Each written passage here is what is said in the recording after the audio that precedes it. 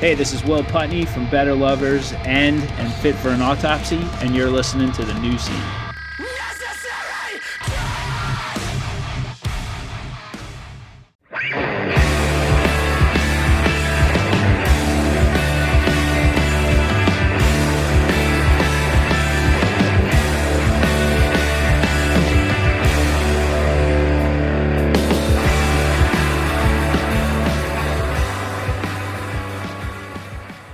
Hello, everybody, and welcome to The New Scene. I am your host, Keith, and we're back with another brand new episode. And on the show this week, we have Mike Repasch-Nieves of SOM.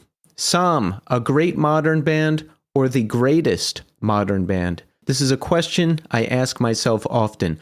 I've loved SOM since I saw them for the first time at their first show, opening for Caspian at St. Vitus way back in 2018. And they've come a long way since. They've got an excellent new LP called Let the Light In, which comes out this Friday via Pelagic Records. It's already one of my favorite LPs of the year, and we cover everything with Mike. His previous work in Junius, another great band who I came across a few years ago. Check them out if you haven't heard them. We cover all things SOM, the new LP, Mike's personal history, everything. It's a great conversation, and that's coming up shortly. But first, here's how you can support The New Scene. Rate us 5 stars on Apple Podcasts and Spotify. Subscribe to our YouTube channel. We have a main channel with full video episodes and a clips channel with clips from select episodes. We have shirts for sale at our store at Deathwish Inc. Pick one up. It's a great way to support the show. And you can follow us on social media at New Scene Pod. Also, don't forget to support Iodine Recordings. Hundreds of AU have recently signed with Iodine Recordings. They'll be releasing a new LP in 2025. Hundreds of all features members of You and I, The Assistant, Hail Mary, The Banner, just to name a few. Impassioned, melodic, screamo hardcore. A classic band, make sure you check it out. Dead Bars have record release shows with Rebuilder. April 18th in Boston, April 19th in New York City, April 25th in Vancouver, and April 26th in Seattle, Washington. Don't forget to pick up 4013.5 from Gregor Samsa, and One Line Drawing have UK tour dates coming this May. Check their page or the Iodine page for a full list of dates. For more information, head to iodinerecordings.com, and you can follow the label on Instagram at Iodine Recordings. And don't forget to support our sponsor for the month of March, Evil Greed. Evil Greed is an online store and merchandise company based in Berlin, Germany. It's a carefully selected and curated roster of bands and labels. Evil Greed is the online marketplace for bands and labels to sell their merch, and for us to buy that merch. They have stores for all of our favorite bands: Drain, Incendiary, Power Trip, Scowl, Knocked Loose, Military Gun, and all of the biggest labels: Triple B, Closed Casket Activities, Flat Spot Records, and of course, Iodine Recordings. They offer fair, fast, and cheap worldwide shipping, especially to the USA. Check out the full line of merchandise at evilgreed.net and follow them on Instagram at evil_greed. All right, so check back in with me in segment 3. We'll do a wrap-up of the conversation with Mike. I'll do a recap of the Counterparts Foreign Hands gig here in New York City at Irving Plaza. That was a great show. We'll cover everything. But right now, we are going to speak to Mike Repasch-Nieves of SOM. Enjoy. All right, we are here now with Mike Repasch-Nieves. Mike, welcome to the show. Thank you very much, Keith. Been really looking forward to this. Yes, Mike, I've been looking forward to having you here. We had Will on the show a while back, but now we have you. It's exciting times. SOM is putting out Let the Light In very soon. Now, everyone, I have heard the record, and I'm going to tell you about it later. I'm going to leave you on a cliffhanger right now, but spoiler, I love it. Okay, that's what I'll say for right now. So there's exciting things happening. You've got a tour kicking off soon. There's a lot to discuss, but Mike, first I want to ask you, how are you doing today? I've been looking forward to this question. Yeah, it's like an hour ago, I was with my son, who's like 3 years old. We were at a magic show at the public library here nearby, and so I'm in a very different headspace now. I was just sitting there like watching this guy doing his thing, making balloon animals and shit, and just like thinking in the back of my mind, like, I wonder how much this guy's getting paid for this. And I think the answer is almost certainly that's more than than I make doing music. But I don't know. That was just kind of the inner dialogue that I had going on. And but yeah. So in short, I'm good. It's a range of emotions every single day. It all kind of depends on how recently I've opened looked at my phone or looked at the news. I'm trying to find a balance in my life between staying informed and being depressed and bummed out. And there's always a part of me that you kind of feel a little bit silly sitting here talking about our art and our music and stuff like that, but these are also the things that really matter and keep us going. So so at the moment I'm pretty good, and I'm really happy to be here with you. So that's how I'm doing. How are you today? Me, I'm good. I'm kind of stressed. Earlier, there's been a lot this week, a lot of interviews. My band's EP is getting announced tomorrow, so there's been a lot of work there. There's regular day job work, and everything just half an hour ago, it felt like the world was folding in on me, and then I just managed to get everything done and chill out, and now I feel good. Good. I'm happy to hear that. Yeah, I was out of town over the weekend and I missed your show. Joel, I saw him the other night and he kind of filled me in, spoke really highly of it, and I hope to catch you guys at the next time you're playing. Yeah, that would be awesome. It was great to see Joel there, and it was just a great show. It was a lot of fun. I can't wait to play a lot more, Yeah, awesome. Do you only have one child? Yes, that I know of. No, yeah. Yeah, actually, a second one is on the way, but at the moment, I have one child. He's 3, and he's a wonderful human being. It's definitely been an awesome roller coaster ride, but a really wonderful experience. Yeah. Are you married? Yes. How long have you been married? Quite some time. It'll be 15 years as of later this year. Yeah, my wife and I met. She used to do PR for a publicity firm in Germany that did PR for the record label that released our music in Europe, and we met over there many years ago when we were on tour, and it was kind of a weird circumstance because it was our second time touring Europe, and we had the promoter. We had a bunch of like 2 or 3 UK shows that were booked, and the promoter somehow, I guess, dropped the ball with our work permits. So we had to cancel like 3 or 4 shows in the middle of this tour. And we were understandably obviously really bummed about it. But then we ended up picking up a last minute show in Cologne that we were able to hop on with the band from Monuments to Masses. They were playing and they let us kind of hop on their show. And that was like a really awesome show in and of itself. But that was also my then, my future wife was there, and we met, and it was kind of serendipitous. And then we actually had these days to hang out and get to know each other that otherwise, we would have been playing shows. So there were a lot of other little like serendipitous things there, but it was kind of a wonderful little coincidence. I like that. What band were you out with at the time? That was Junius. Okay. Oh, so you were in Junius too? Oh, yeah. Yep. Founding member. Okay. I like that band. I came across them thanks. on Spotify radio a while ago, and I was like, this is really good. Cool. Well, yeah, thanks. That was a big part of my life for probably about 12, 13 years. So. And where did you grow up? That's another a little bit of a tapestry. I was born outside of D.C. My dad worked for the government. We immediately moved to Panama for a couple of years because he was stationed down there doing some work. And then so I have really no recollection of that, although there are photos, and my first words were in Spanish, but I don't remember any of that. And then, then we moved back. My parents divorced. I moved up to New York.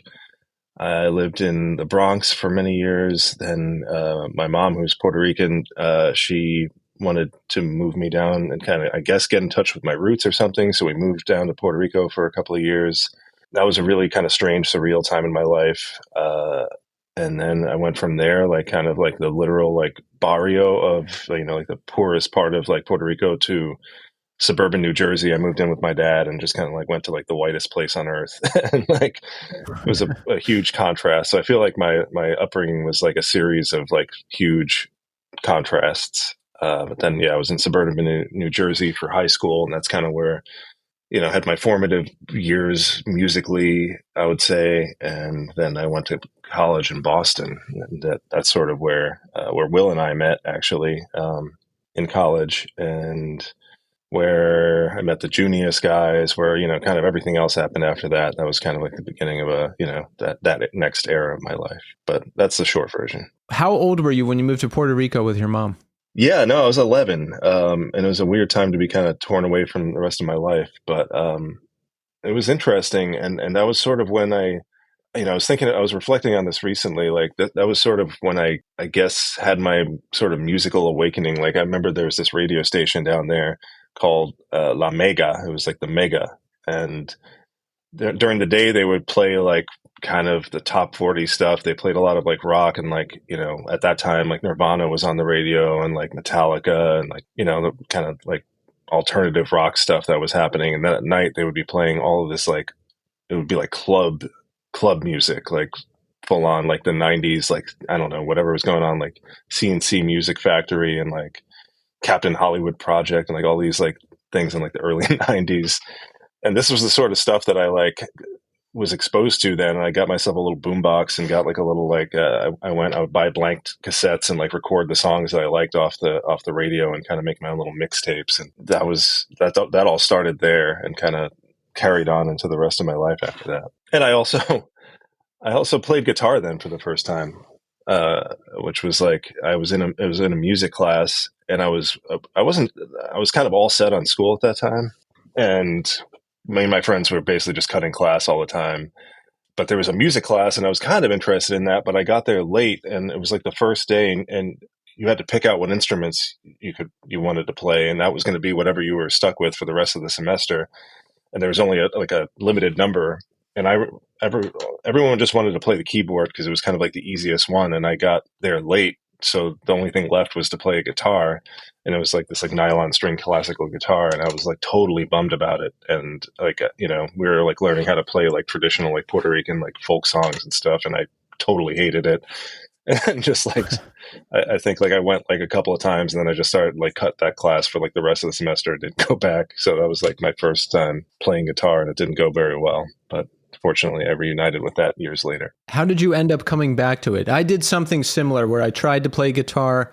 It didn't work out. A lot of years went by, and then I came back to it. Like I had some friends that were in bands in high school. I was just listening to all the stuff that was going on, all the stuff coming, like the Seattle stuff, the grunge, whatever, and punk music.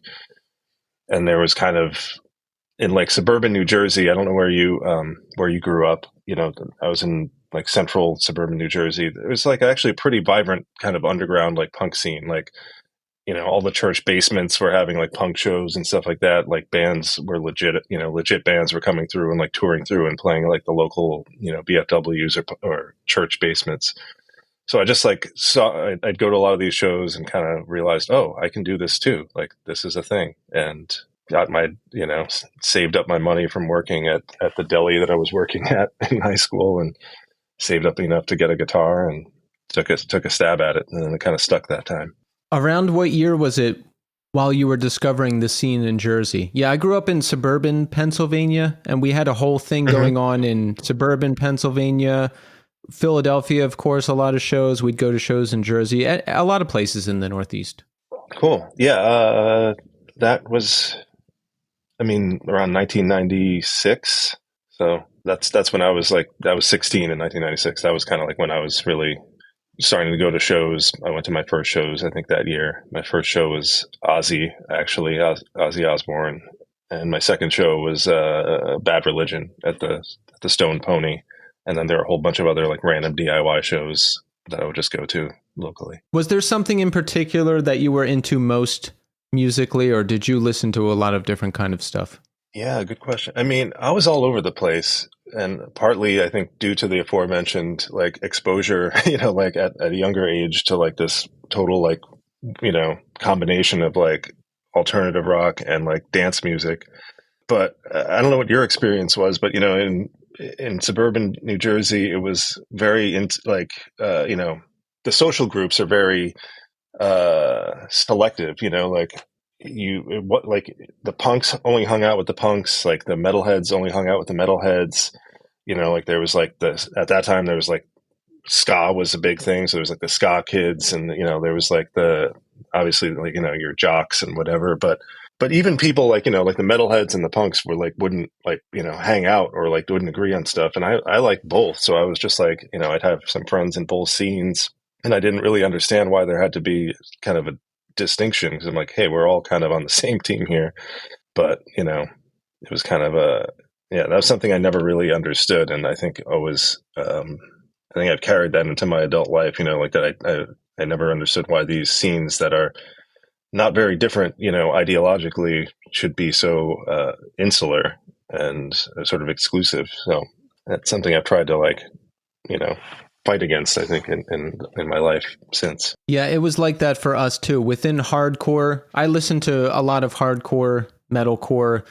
Even within that scene, there was a lot of different segments, and there was a lot of infighting, and then metal kids were a whole separate thing, grind kids were a whole separate thing, emo kids were a whole separate thing. There was some crossover, but not a lot. Yeah, I mean, when that's your world, I guess, and when you're that age, the difference between these two things, I guess, can be pretty big, even though like when you step back from far enough, it's all kind of like some version of the same thing, or very similar. Yeah. Now at 43 years old, I'm like, no, we're just all weirdos together.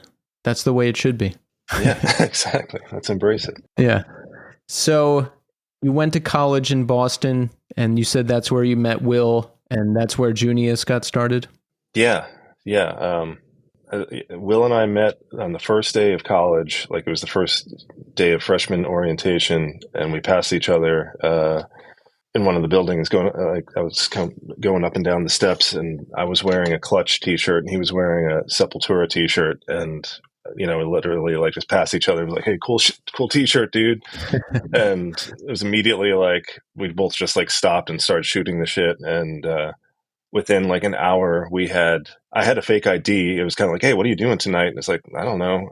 And he's like, I've got a suite upstairs, like, like trying to have some people have a party. And I was like, well, I have a fake ID. Let's go. I got like a, 30 pack of beer and stuff, and like snuck it into the dorms and like had a party like literally that night. And I feel like that set the tone for a lot of our friendship in the years to come. I love it. How did you meet the other guys in Junius? Like, where did they come from? Yeah, that was happened years later. I think after college at that point. One of our good friends, Duncan, who was the original drummer in SOM, was playing in the other band that he was in at the time, and they were playing in a basement in Jamaica Plain, which is another neighborhood in Boston. And they're playing at this house. There was like this kind of house with this basement that has had many like legendary like bands. It was kind of like an institution in Jamaica Plain, and they were just playing a show there. And I remember going to see this the show, and they had the other guys who were Joe and Dana Junius, and their old bass player at that time. They were playing. I don't even know if they had like a name yet, but they played that night at this in this basement. And I remember like hearing it and being like, "Oh man, these guys are like doing exactly the kind of stuff that I'm into." Like it sounded like spacey and like reminded me of like Sunny Day Real Estate and like Cave In and Hum and Failure and like all these bands that I liked, and I hadn't really heard anyone doing that kind of stuff locally. And I remember like we just started talking after they played, and at the time I was working for TVT Records. I had gotten like a part-time job working for TVT after college.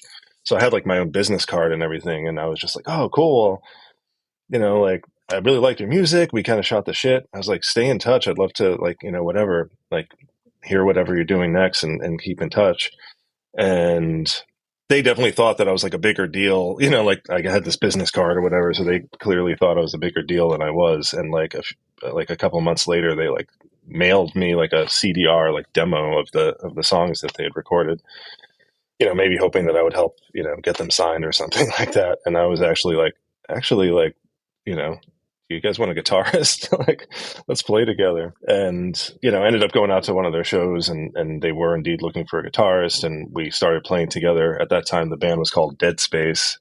And once we started like actually playing and writing music together, we kind of like the stuff that started coming up with together felt like different enough from what they had been doing before that it seemed fitting to like come up with a new name and make it its own thing. And that's when we kind of like started Junius and became that. But it was also very serendipitous. Yeah, a lot of serendipitous moments in your life, it sounds like. I think, I don't know how I think everyone has these kind of moments, and sometimes, you may not be open to it or you may not realize it. I think I try to live a life where I try to keep myself open to these things and keep an eye out for these sort of things.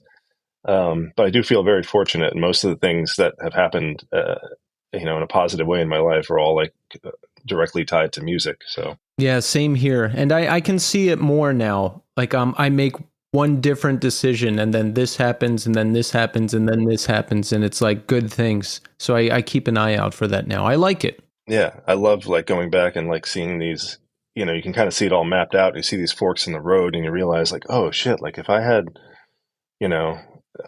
met this guy, this time and he introduced me to this person, then like this whole thing wouldn't have happened. And, whatever, it's like you realize these little moments that don't seem to mean much at the time can send you off in a totally different path. So it's awesome. When you list those influences for Junius and things you liked, Cave In, Hum, Failure, it's no surprise I like the band so much because that's some of my favorite stuff. Yeah. Totally. That was the stuff we all really bonded over. We were all coming from very different, that was the stuff that I think we all had in common. And then we were also bringing, a lot of other varied influences in, and we still do, like in SOM and then everything I've done. And I think that's part of where the magic comes from. But there was a moment in time, I would say in like the early aughts, in Boston where things really felt exciting. And there was like, you talked to Will previously in your show.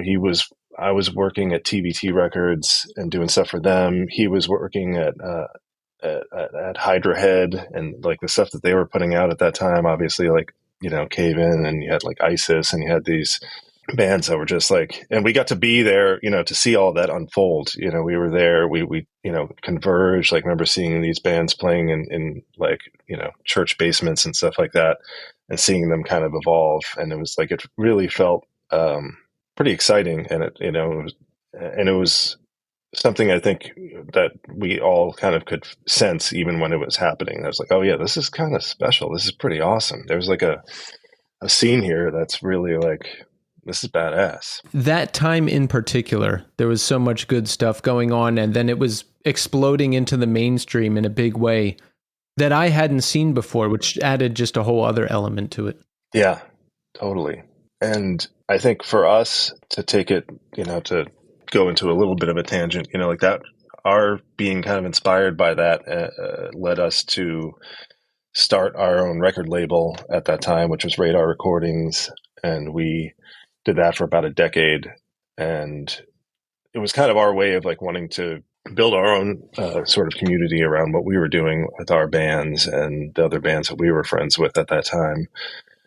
And yeah, I think that was kind of, it fit, had its place in the bigger patchwork of what was going on at that time in Boston. And I felt, like I said, it felt pretty magical. Yeah, I can see that the first few Junius releases are on Radar Recordings. Was your first release a split with Constance? That's right. Yeah, the band was still called Dead Space, and okay. Constance was called Constance and Breaking. Okay, so Junius is together. Did you guys just start playing out a whole lot and touring a whole lot? Like, did you want to do music full time? What was going on with you? Yeah, we were all in a spot where we wanted to get out of there.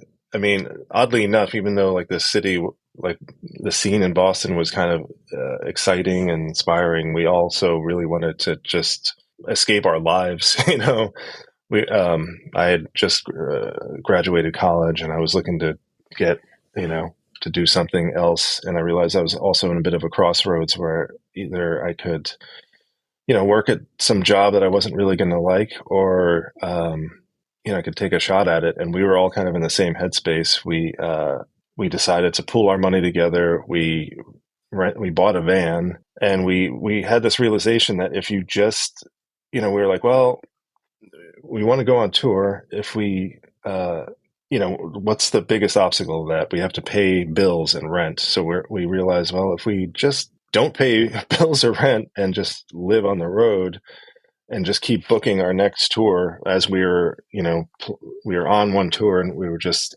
we would be booking our next tour as we were out. And we just decided to just stay on the road and keep doing that. And for the better part of like the first year of our touring, we were just on the road for about like 9-10 months out of the year. We'd come home for a couple of weeks, and then we would just go right back out. And that carried us through a few years. And there were, so there were some rough times, like eating canned beans in the van, whatever, like, but, we were able to kind of go around and play shows, and we'd go back to cities, and, the small little scenes in each town we'd play one place, and then we'd come back a few months later, and a few more people would come, would be there. And we realized, yeah, we can do this. Like, we can keep building on this. And it never really stopped.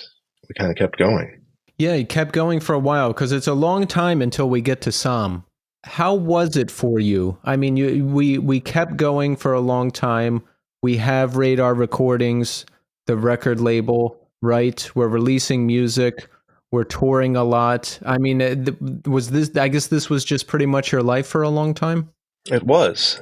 And I think for me, I was at a time where I didn't want to stop. Like, I enjoyed doing it, and I wanted to keep taking the band as far as we could.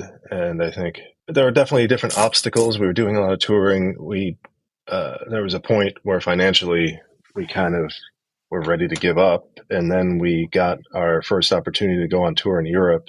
And that completely revitalized us. Once we got over there, we just realized, holy shit, there's a whole other world out there. We had been touring at that point, just, having amazing experiences, but definitely going through the grind of just touring around the country and North America. And when we went over to Europe, it just became a whole nother world. We just really realized what life can be like, and just sort of the difference of how artists are treated, just the energy of the sort of DIY scene in other parts of the world. It really revitalized all of us. And I think it's pretty fair to say that band wouldn't have continued if we hadn't kind of broken into Europe. So that kept us going and kept us afloat for quite a while. What year was that first European tour? That was 2007 or 2008. I think it was 2008. Did you find you had a better reception there? Because I don't know, American audiences can be tough, but I feel like in Europe, you get treated better, like you said, you get paid better, and I think people are just more open to different kinds of things. That's how it always felt for us. There's always a willingness of people to, I think, take more chances. People would go out to see a show and, really pay attention and listen. Like the first thing that we were struck by when we played over there for the first time was just how attentive people would be, for lack of a better term. We really, even if you hadn't played a place before and maybe they didn't even know your music, I felt like people would give you a much more of a fair chance to get into your stuff. So that's sort of, that's always been my experience, and I don't understand exactly why. I mean, part of it I would say is for sure due to governments actually funding the arts. And, you go to these places, you play at these punk rock squats across Europe, and it's like they you're playing in like an abandoned building, but it's like, oh, they have a decent sound system and they have like a community of people around who care and who are putting these shows together and, making food for the bands, and they get some funding from the government to like do what they need to do to kind of keep it going. And when you're kind of a part of that, it's pretty awesome. It makes you feel really empowered as an artist and really and opened my eyes to what was sort of possible. And I always felt like I wanted to bring some of that energy back to the U.S. after having those experiences. So SOM gets started not too long before the first LP comes out in 2018. How does it come together? Are you still in Junius? Was Will still in Constance? How did the whole band come together? Yeah, I can't speak to what they were up to, but by that point, I think I had left Junius. I was kind of in between things. Joel and I started a band called Drift Off after we were still in Junius when that started. When we started a band called Drift Off with Eric Jernigan, who's from City of Ships and Rosetta, and our friend Jay Crawford, who's in a bunch of amazing bands. He's currently drumming in Light Tower, and I think a bunch of other bands that you've probably played with and know of. So we had that band going for a little while. There was Drift Off for a few years, and that was actually honestly really fun, and that kind of overlapped a little bit with Junius. And for me, that band was like, it was a little bit more aggressive. It was a little bit more hardcore. And I personally felt like I needed to do something like radically different from everything I'd been doing in Junius. And that band really scratched that itch for me. And it was kind of thing where I really, like, musically, I needed like a hard reset. Like I remember taking my pedal board apart and throwing away all my delay pedals and like feeling like I really wanted, changing the tuning of my guitar and just like wanted to just challenge myself and do something totally different. And that band was really fun. We also did we did a decent amount of touring. We got over to Europe. We were only really like hyperactive for like maybe 2 or 3 years, but during that time we played a bunch of really great shows locally. We got to play with some really amazing bands, and then that kind of sort of fizzled out a little bit. Joel had to move away due to some personal things, and Eric got really busy with Rosetta. And then we never really regained the momentum after that. Like we never broke up in any official way, and we still talk all the time, and we're always joking about like getting back together. But around that time, Will and I started, around the time that like Drift Off was kind of like going into hiatus, Will and I started getting together, and in a similar manner of the previous thing, like I also wanted to try something different and do something like radical departure from all of that stuff. And we started doing this sort of ambient, more electronic oriented stuff. And so Will and I were getting together and doing this sort of like more cinematic, ambient, electronic kind of based music. And that was around the same time that I think he was also starting SOM with Duncan and Justin. And then they had some tours and some shows booked, and they wanted to kind of fill out the band. And they brought in Joel and I to kind of fill out the live band of SOM. And we did like a tour in 2019 where we played Post Fest, and we did some shows with Defeater and Oh Brother and Holy Fawn. And we did that as a 5-piece, and none of us had played together previously in that configuration. But after that week, we like played these shows, and after a few shows in, we were like, oh, this feels really good. Like I think this is the band, and at that time they had their first album was out the fall, and I kind of came in feeling like I wanted to bring something new to that album and those songs. So I kind of like wrote my own parts to go to those songs and kind of filled them out and made them into something, I tried to kind of bring something a little different to them. And then that sort of just became the dynamic that band became. And shortly after, Will started sending demos around, and he kind of, one of the first like songs that we sort of finished as a 5-piece was a song that had been started when Will and I were working on this electronic stuff, and he took some of the guitar parts that I did for our electronic project and kind of wrote like a SOM song around this whole guitar progression melody, and that became the song Youth Decay from our Awake EP, and that was like the first song that we sort of finished as a 5-piece, and that kind of sort of set the tone for what I think the band has become since then. Did you and Joel leave Junius at the same time? Roughly, yeah. Pretty much, yeah. It was kind of like Joel was actually first, and I kind of, it was like a matter of days or weeks apart. But yeah, I think we were both just needed a change. Neither of us were really, I think, having fun doing it at that point. And, I was feeling like at that point, like 12, 13 years, I just wanted to do something different and needed to put myself in a different headspace. We had kind of grown apart in where we were in our lives and what our priorities were, like musically and in terms of like the goals that we had for the band at that time. Like Joel and I really just wanted to be on the road and tour, and the other guys were kind of starting families and they couldn't be on the road as much, and we were turning down tours that we really, like Joel and I really wanted to do. So we kind of felt like that's when we wanted to just, put our energy into, and it was also difficult because none of us were living in the same city. We were all kind of doing this long distance thing. So we would never actually see each other. And we're like, trying to write music remotely, and, it would just stop being quite as much fun. That's how I felt about it. And ironically, now it's like, now I have a child, Will also does. And we are also living, us SOM guys all, we all live separately too. And we kind of write remotely. So it has kind of 10 years later, it has sort of come full circle. But I think in that time in between, we found we found a much better rhythm for how we can all do this. And I think we've all grown as people and have found like a sweet spot of like figuring out how these things can fit into our lives and how to make this all work. So right. Yeah, I think it's good to try something new when it's time, right? Because look what's happened. And now life has fully circled around, and you guys are doing things remotely, but it's a time when you can do that, when you're open to that, and when you have figured out how to do it. And it seems like you guys have a good system going. Yeah, the workflow is so much better. And part of that is just thanks to technology improving. Like we were just trying to send around like GarageBand demos back then, and, like they didn't sound good.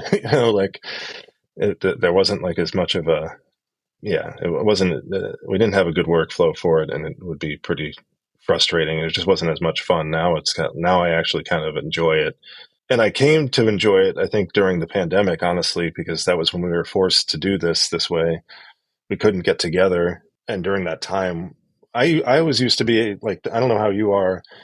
Everyone is a little bit different. I've been, some people I played music with, like, come from the mindset of like if they could only record music and write music, they would be totally happy, and they'd never want to play shows or go on tour. Like I've always looked at the writing and the recording of the music as like the work that you have to do to get the reward of going and playing the show, playing the songs for people, and going on tour and traveling around, seeing the world. So that was always like the way I looked at it. Like, this is like, I never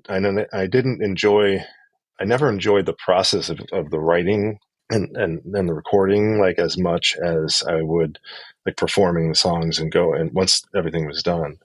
But that all sort of shifted during the pandemic when we really had no other choice, and we didn't know if we were, what was going to happen, if we were going to get to play shows ever again, or what was going to happen after that. Everything seemed so crazy and uncertain. And so just the act of getting to write this music together and send these files back and forth gave me, and I think all of us, a sense of purpose during that time. And I actually really began to embrace the process of like writing, and I kind of fell in love with it again. And I think that hasn't left me since. And that's been like a real gift, because I think that has changed the way I approach all of this in a really positive way. Yeah, I'm like you. The writing and the recording is the work to getting out to playing. That's what I want to do, is get out there and play. And writing music is hard. It's hard to get everyone on the... Well, no, it's not hard to get everyone on the same page always, but it's hard to write the song. It's hard to perfect the song. It's hard to keep playing the song over and over until it gets done.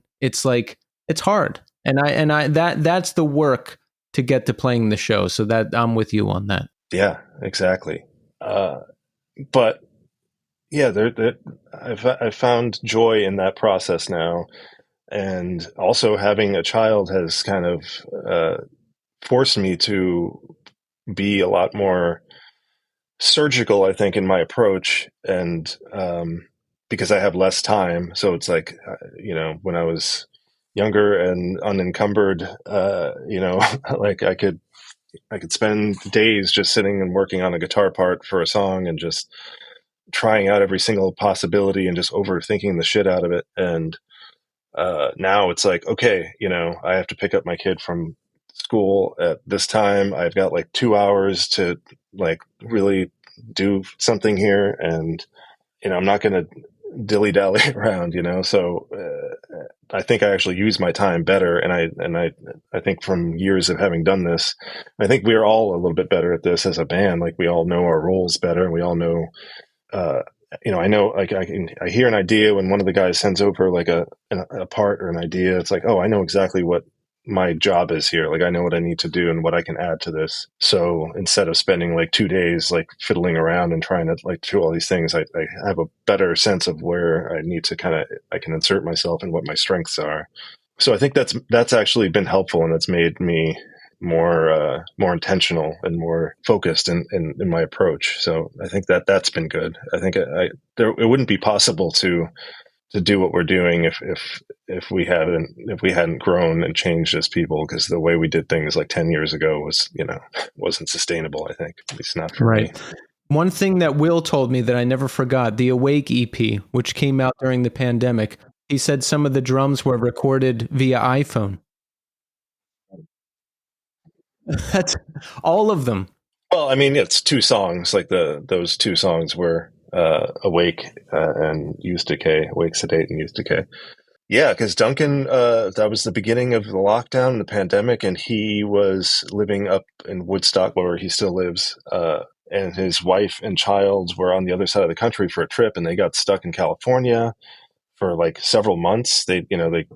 Flights were shut down. They didn't know if it was going to be, if it was safe to drive across the country. And so he was just there for, in this big house that they had just bought, like this big empty house by himself, separated from his family. And he was working on, we were writing this music together, and he didn't have any like recording equipment or anything. He just had his iPhone, but he had his drum kit and he had an iPhone.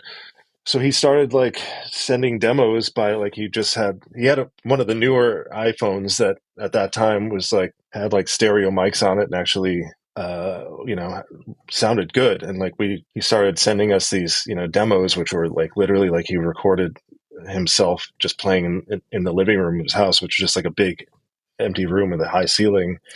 And I think Will had the realization that like, dude, that actually sounds really good. Like that the drums on your iPhone sound like good. I can work with that. I can actually use that. And Will, with his studio wizardry, like was able to take those tracks and and use those for the album, or use those for the EP. I love that. Yeah, I like how they sound. They have like a vibe to them, and it's kind of wild that that's how they came to be. It's part of me is like almost embarrassed when I tell people that it's like, oh yeah, we recorded that on an iPhone, but it's like no one would know the difference. They sound great, and I think it's actually a really cool, special thing, and such a like little artifact of that sort of time in all of our lives that we have now preserved. It gives me hope because I still don't use software recording too much. I still just hit record on the iPhone at band practice and run it that way. So, I'm like, hey, maybe I can just keep doing that. I think so. When I'm coming up with ideas, the fastest and easiest thing is often just opening up the voice recorder on the iPhone and just getting the stuff in there. Exactly. That's what I do too. So we have the new record coming out, Let the Light In. It's coming out March 14th on Pelagic Records. And everybody, I have heard the advance. And if you're a fan of SOM, you are not going to be disappointed. I love this record. I love everything you guys have done. You're definitely one of my favorite newer bands. And I will make a bold statement. Let the Light In will be in my top 3 records of 2025. How about that? I mean, we're only in February. Are you sure? Are you sure you want to? Listen, I'm going to say it right now. Now, of course, a ton of amazing records could come out and really shake things up, but I'm going to say it now. Top 3. All right, we'll check it back in December. We have to. No, we thanks. have to. Thank you so much. Yeah. When did you guys start writing it? Yeah, so a few years ago. And that was another sort of, that working on this album has been another journey for many reasons. The previous album, Shape of Everything, we rushed to finish because we had been offered this tour in Europe with Catatonia and Solstafir, and the tour itself got postponed an entire year. It was supposed to happen at the beginning of 2022. And they'd offered us the slot on the tour, and they were like, well, you really need to have your new album out to be able to promote it. And we were not quite there yet, but we raced to finish it and have it done in time so that the vinyl could get pressed and everything. And we got it out in time to be ready for that tour, which ended up getting postponed an entire year. So we were we kind of scrambled to do that, and then it turned out that we didn't have to. And then the tour happened a year later. So we sort of, I wouldn't say it burnt us out, but we felt definitely we were running, we were sprinting there for a little bit to get the album done. And then that's when we sort of took it a little bit of a breather, and we did the Depeche Mode EP as sort of a palate cleanser. It was we needed a little bit of a break and needed to kind of refocus. And working on those cover songs was kind of a nice way to get back into things and reignite our excitement, I think. And then when we started working on the stuff for the new album around that time, and we wrote and recorded most of the album. And at that time we had done several tours where Duncan, our drummer, was unfortunately unable to do the tours due to personal and circumstances, family and work and life. So we had done I think 3 tours where we played as a 4-piece, where Justin moved over to drums, Will started playing bass, Joel and I stayed on a guitar, but we kind of got comfortable in this configuration of being a 4-piece, and it started to kind of stick. Although we kept writing as a 5-piece, then about halfway through the album, when Duncan had kind of came to us and said, that he felt like he needed to step away from the band, which we were sad about. He's a very dear friend. There was no animosity or anything on anyone's part. He just needed to do what he needed to do. But he had already recorded his drums for the album, and we had already recorded most of the music. And at that point, then Justin was like, well, I mean, if I'm going to be playing these songs live as a drummer, I want to play drums on the album. So, which was totally fair. And we decided to kind of take a step back and reevaluate everything. And he came in and did the drums in the studio, and then we re-recorded a bunch of the music. So it was kind of a journey. We did this album, big chunk of this album we kind of worked on and recorded twice in a certain sense. And then we also finished it a year ago. But around the time that it was finished, our label said that their release schedule was kind of stacked up for the next year, so they wouldn't be able to release it until now, early 2025. So it's been a journey, and it's the longest that I've ever been, of an album that I've been a part of. It's the longest that I've been from having an album being done to actually being released, over a year, which is a little frustrating and a little bit we had this thing that we're kind of proud of and we're excited about. Always going through the range of emotions of I like this thing, but is everyone else going to like it? Is this good? And then having to sit and stew in that feeling for an entire year. And now we're at the point, we've been releasing the songs and we're starting to get some feedback from people, and it feels really good to have some of that now. So it's been a journey is my point. It took a long time to get here, but I think we learned a lot along the way. And I think it sort of reinforced a lot of reinforced a lot of our roles. Like we kind of became more comfortable in what our contributions were. I certainly feel that way, and I feel like everyone, all four of us, really brought our best selves to the table. I feel like we've done some of the, we took some risks and did some things that I think we wouldn't have done previously, and I'm really proud of that. I think everyone really brought their A game to this record. So yeah, that's kind of how we've gotten here. And yeah, and you're one of the very select few people that has heard it so far. We were really like, we didn't want to even play it for our friends or family or anything, because I wanted, we wanted everyone to kind of experience it at the same time, fully realize with the artwork, with the videos, whatever, like as the rest of the world would. We didn't want to like do the thing where it's like, oh, you start sending, some MP3s around to your friends and maybe they hear like rough mixes or something. It's like, no, we've waited this long. Let's just like, everyone can wait until it's finished. Well, the results are fantastic. And yeah, what a journey. Do you get really stressed out in the studio experience? I mean, you've been doing it a long time, but the recording is hard for me. Sitting through the mixing is really hard for me. Getting it perfect, doing vocal takes and making those perfect is really hard. We sat on our EP for a year, so I went through a whole range of emotions from like, I hate this to it's okay to it's good, back to I hate this, and then just forgetting about it for a long time because you're just waiting for it to come out. So like, how is it for you? Is it like stressful? I mean, do you still experience all of those things? Totally. Yeah, 100%. The thing that has helped me, and it speaks to the sort of new paradigm of how we like write and record now, is, I've been writing and recording most of my parts remotely. Like everyone, like there was never a time where we were all in a room together to work on any of this album. I think we might have gotten together to do a couple of parts, but Joel went into the studio to do his guitar parts, so he feels more comfortable doing that. And Justin obviously went in and did his stuff in the studio, and Will did his stuff there. But I was kind of working on all my parts at home and recording them at home and then sending them to Will to mix. And I found that has actually helped me immensely, because like the stress that I have experienced over the years of the classic scenario where you're a band, you're in the studio, you're paying for your time that you're in the studio, and so you're like you've got a certain number of hours or number of days that you're in there, and you've got like you're up at bat, you're playing.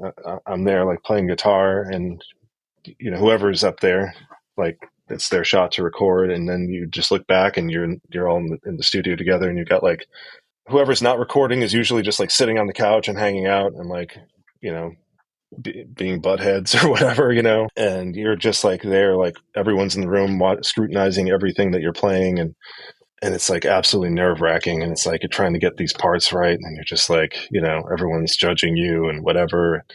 So that was always my least favorite part of the process, and now I've removed that from the equation. I'm just working on the stuff on my own, which can also be bad because you don't have someone telling you when it's good enough.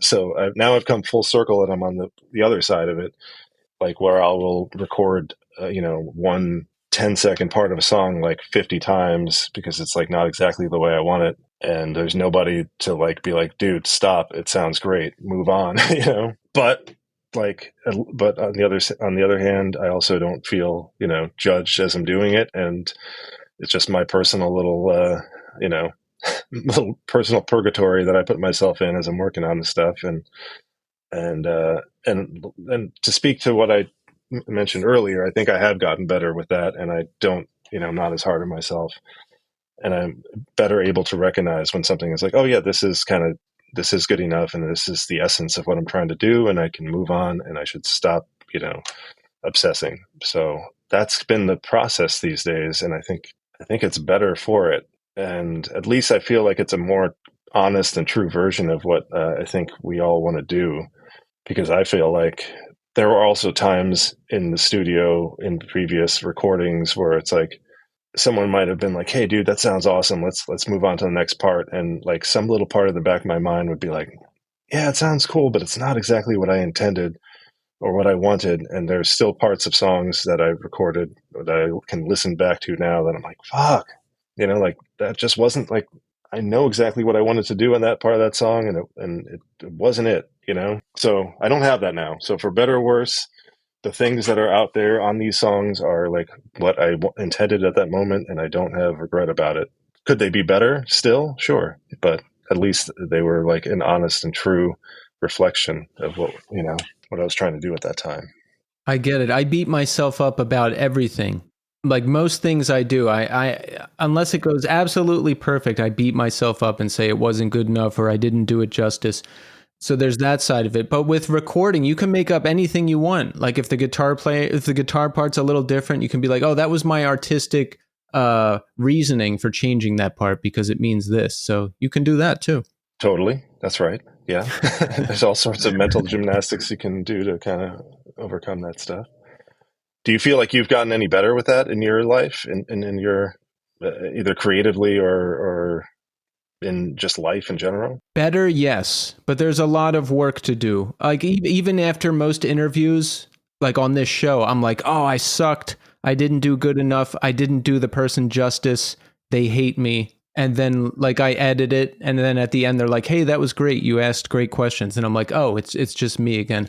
Or if I play a show, I'm like, I sucked. I wasn't good enough. I blew it vocally. And then people post clips and I see it and I was like, oh, it's fine. So I'm trying to train myself to not catastrophize and just say thank you and just say that was great and just move on, because 9 times out of 10 it's just me. It's my perfectionist. Like nothing is good enough unless it's absolutely perfect. And I really want to stop doing that because it can take the fun out of things. Totally. That's something I'm only in the last few years I've turned a corner on that stuff. Like as far as like accepting compliments in particular, like the classic thing of, like you play a show, you fuck up some stuff, someone comes up to you and they're like, oh man, that was sick. And, I'm just like, oh, really? Oh, because I messed up like so many times, or like I start going on the thing and I just look at their eyes and I realized, oh, this is not what this person wants to hear right now. No, they genuinely meant what they said, and I'm actually ruining it for them by saying all this stuff. Like, and I just need to shut my mouth and like just say thank you and, move on. And it's taken me a long time to get to that point. I really want to do that. I really want to get to that point because my brain takes it a step further. And when someone says, hey, you were great, I'm like, they're lying. They're being nice. And then I feel, so I just have to be like, shut up, say thank you and move on. Alternatively, like, I don't mind, like if I say that to someone else and then I'm such a like, the personality I have is like, I actually kind of want that person to like, tell me all the things that they didn't like about what they did. So like, if I give someone else a compliment and then they come back to me and start being like, oh man, I fucked this up, I fucked that up, I almost enjoy it because it's like, oh, this person's human. So, like they're not perfect. They're not like just like a big ego. So I guess there's a balance to be found, but if you're going to do that and do the self-deprecating thing, like don't hose somebody down with it, like keep it short and move on. And I've come to realize that in recent years of just going to see shows too. And this is specific to like the live, music experience, but, that we're talking about. But like we've turned a corner collectively, culturally, where, music is just so perfect. And like, I love a lot of electronic music personally, like there's a lot of electronic artists that I think are doing some of the most interesting stuff these days. And then I'll go and see them live. And it's like, it's not as much of an experience because like so much of it's pre-recorded. They're just pushing buttons and, whatever. And it's like, it's perfect, but it's like, it's too perfect. And then I go see a band and I hear like an occasional wrong note. And I realize, oh yeah, like that doesn't bother me at all. Like that it makes me realize that they're just humans up there doing this and they're playing with passion, and maybe they got lost in the moment. Maybe they played the wrong note.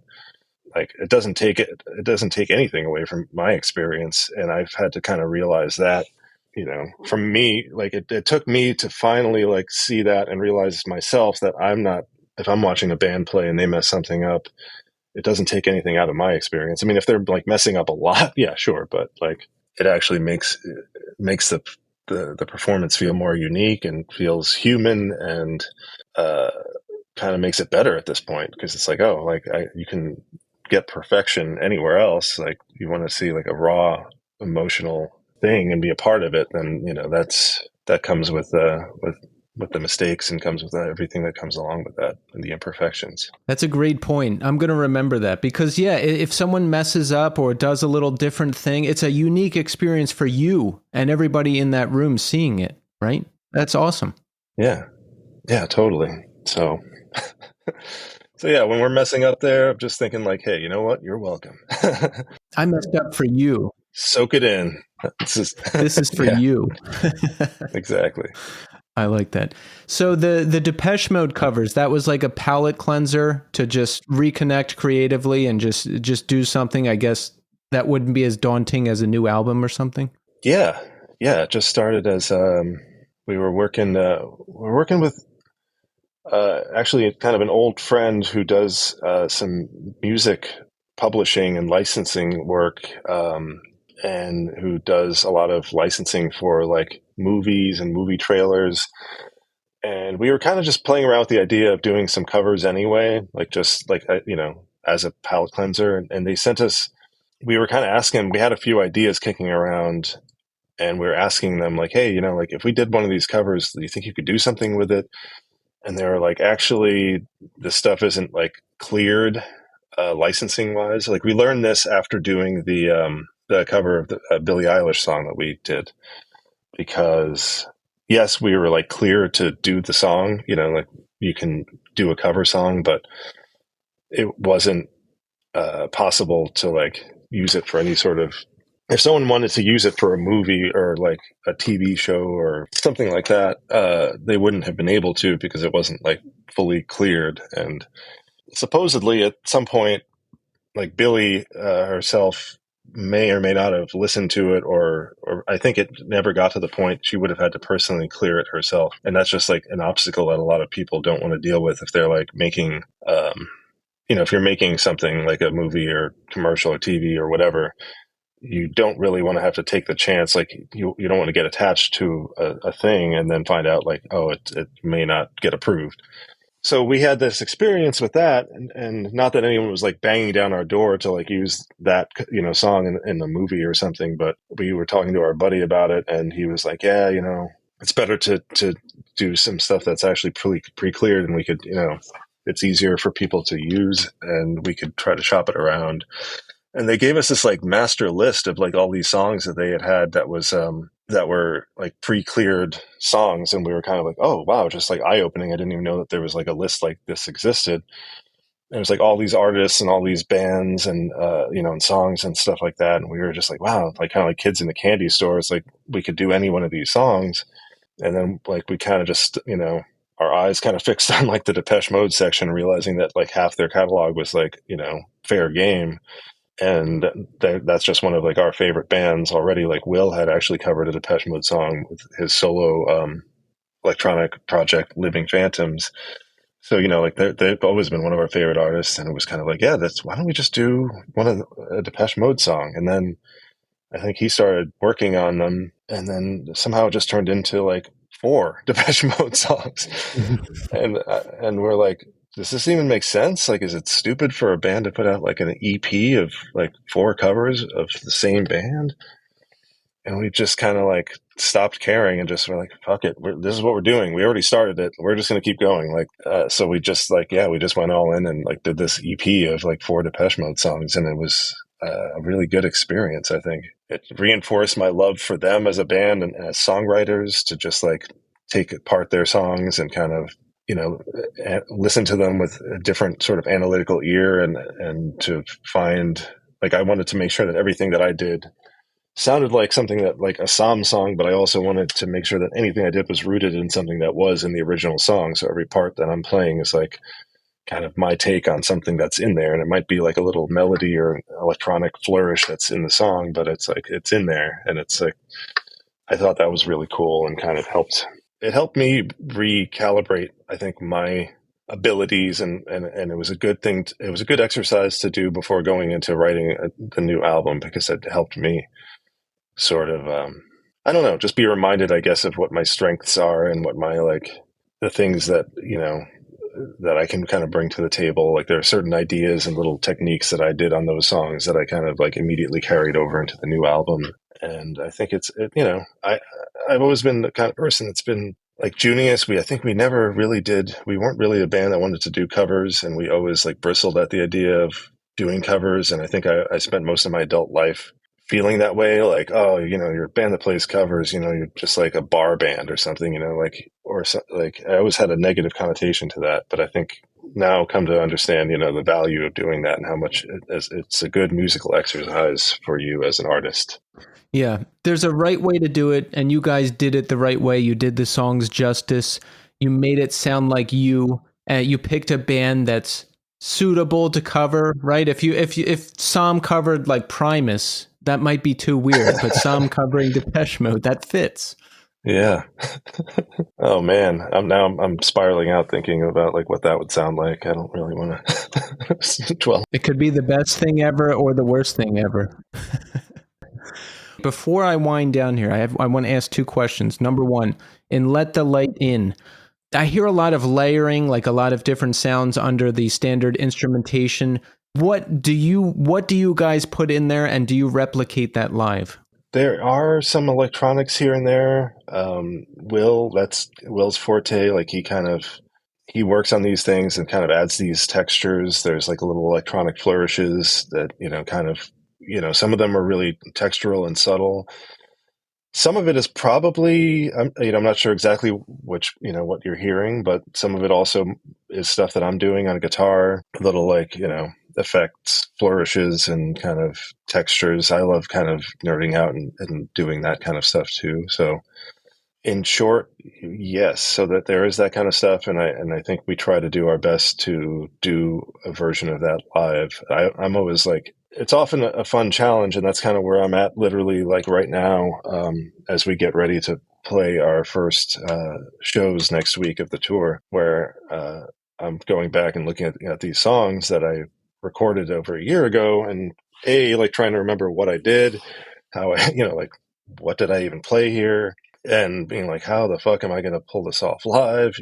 So that's the journey. That's exactly where I'm at right now. And it's been kind of fun because I'm like relearning the songs, and like when you're recording a song like this, or a song, an album, whatever, it's like you don't. Normally, we would probably like you'd write and record it and release it shortly thereafter, and immediately start going out on the road and start playing shows. But we've had this entire year in between, so it was long enough to kind of forget some of this stuff and forget what I did, and it's been kind of a fun thing to kind of go back and see where my head was at a year ago and try to relearn it and replicate it. And yeah, I hopefully we'll see you at the New York show, and maybe you can, hopefully you'll feel like we pulled it off live and we were able to replicate this stuff as closely as possible. I'm sure, and I will be there. And the next question, what guitar gear are you working with? Head, cabinet, guitar. I talked to Joel about this at the show this past weekend, but I already forget. I mean, you guys have some of the best guitar tones, so I'm curious. Oh, thanks. Well, yep. I mean, live, we're all in on Team Quilter. You might be familiar with these Quilter amps. I think mine is in the next room, but they're like these tiny solid state amps. They're kind of amazing, and they've kind of changed the game for us in terms of touring, because after years of going on the road, and especially when you're like touring in Europe, you rent you rent an amp over there, and you get it. And it might be the exact same amp that you have at home, but like for me, like I was always like, I had a Marshall JCM 800 was like my main amp for many years of touring, and I'd go over to Europe and I'd rent, an amp, and then be like, this doesn't sound anything like the one I have at home. And I've realized now, and after years of doing this, part of it is because the electricity, the currents are different. The amp is going to react totally differently and sound different, over there than it does over here. And also every single like tube amp has its own characteristics. So now we have these quilters, and that really allowed us to dial in our sound and be able to bring our whole like everything over with us and sound like we want to sound from the get-go without having to dial things in. In the studio, there's a lot of wizardry. I trust a lot of Will's sensibilities when it comes to this stuff. I do a lot of my own tone shaping in terms of like my pedals and my preamp and kind of getting the sound to where I want it to sound like before it actually runs into an amp, which he does in the studio. So I kind of send all my tracks to him and then he does the reamping. And I generally do a pass where I run it through like some amp sims on my end and send and like export that to him to be like, oh, this is kind of the sound I'm going for. And then he kind of replicates that, and he will run it through various amps in the studio. A lot of my main tones are like a lot of high watt was being used a lot, Fender Twin, and then like some varieties of different cabs and cab sims.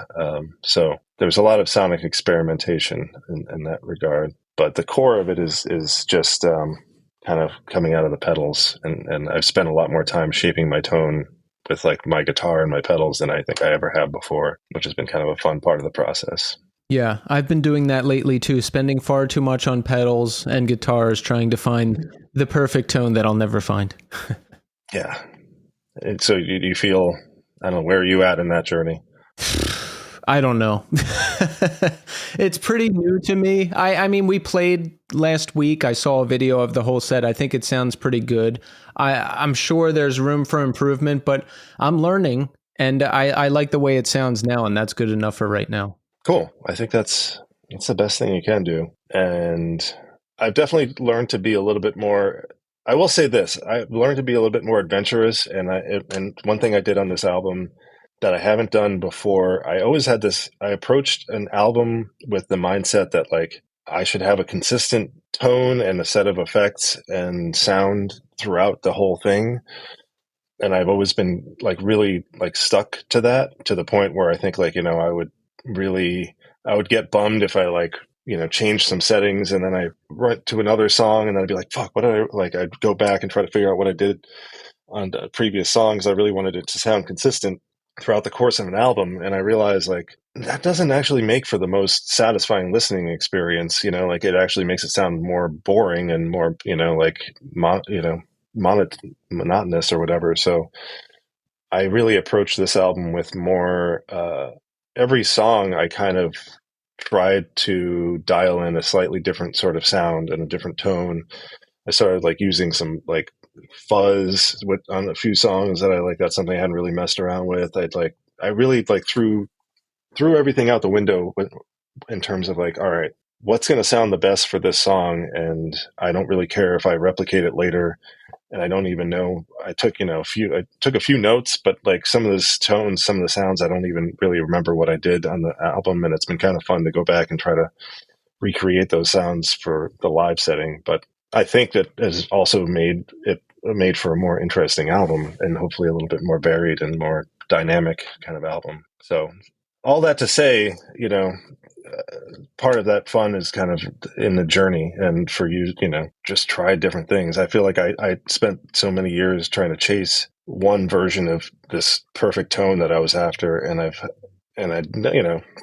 felt like I had it once in a while, and then something else would change and it would go away. But now I've kind of let go of that more, and I think I've embraced the fact that like everything, the variety and the things being different actually makes it a lot more interesting, a lot more fun. So I think this is sort of like a recent development, and I think it's probably coming along with some realizations about myself and the world, and maybe being a little bit more at peace with things, and being more zen in general. And I think, yeah.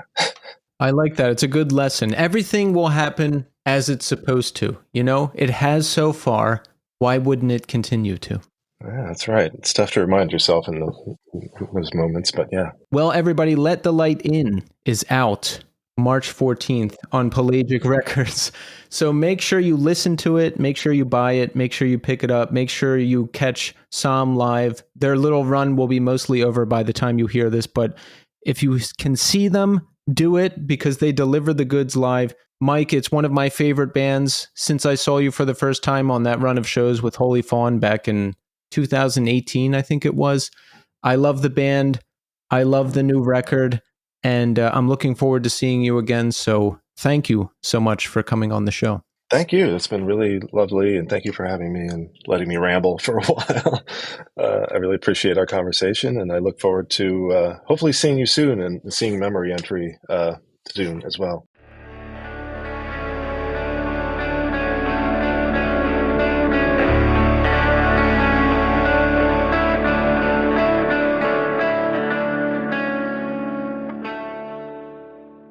And there you have it, Mike Repasch-Nieves. Excellent conversation from one of my favorite bands. By the way, I made a mistake in that last part of the conversation. That time I saw SOM live with Holy Fawn was not the first time I saw them. The first time I saw them, I think, was their first show ever with Caspian back in 2018 at St. Vitus.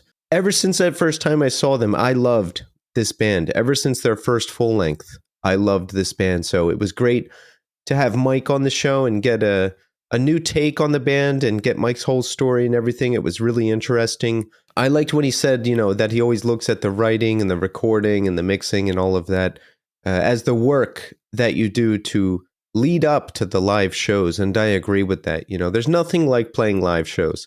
There's nothing like it. It can be nerve-wracking. It can be anxiety-inducing, but it's so fun. It's the best. I've loved it. I've always loved it. It's something I always really wanted to work up to doing, and I'm glad I get to do it, and I'm glad SOM is doing it too. They have a flawless discography. I was just listening to it again over the weekend. I just saw them this past weekend, and I got to say hi to Mike and talk to him for a bit. Got to say hi to Joel really briefly. It was a fun show. There'll be a longer recap of that show coming in the next few weeks. I'm really backed up on show recaps because I've been going to so many great shows lately. But again, can't say enough nice things about SOM. They're one of my favorite bands right now, one of my favorite newer bands.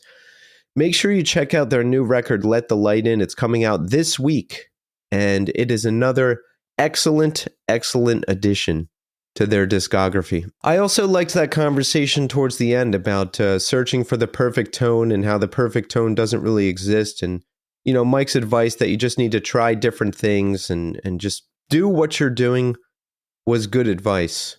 But I want to try out one of those amps that they're using. I forget the name of it again already, but those things look cool. So I might be trying out one of those in the near future. Great conversation, and thank you so much, Mike, for coming on the show. So let's check in. How are we doing? I am doing okay. I'm sick. I think my voice sounds a little off right now, but I've been sick for the past 5 days or so, just a little cold sinus thing. I seem to get this every 4 months, and it seems to be unavoidable, but that's going on, and it's pretty much business as usual here. I did go see the SOM show last night in Brooklyn. That was cool, but a couple weekends ago, I did see an excellent show in New York City. Counterparts headlined Irving Plaza here in New York City. That's a larger venue here in New York City, and it's a good one. Close to Union Square. I wish I would have sprang for the seated area, but I didn't think I would need it, but I did, and I wanted it. A lesson learned for next time, but awesome show. Counterparts headlined. Opening up the show was Foreign Hands.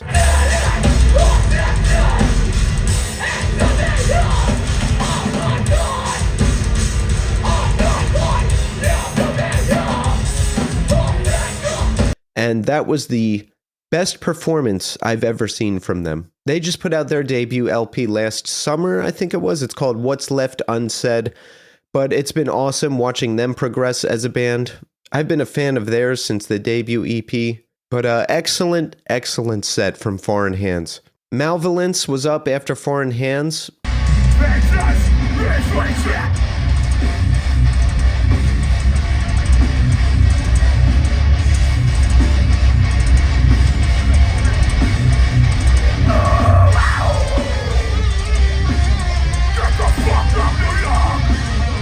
They're a hardcore band from Sheffield in the UK, and they put on a great, energetic set. That was my first time seeing them, so awesome stuff. And that was my first time seeing them. After Malvolence was Pain of Truth.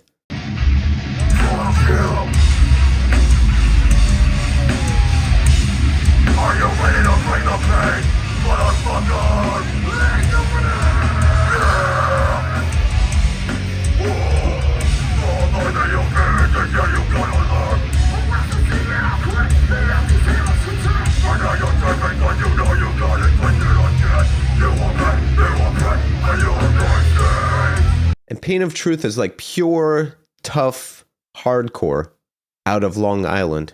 Super energetic set. Really dug it. Awesome stuff. My first time seeing them too. And of course, headlining the show was Counterparts.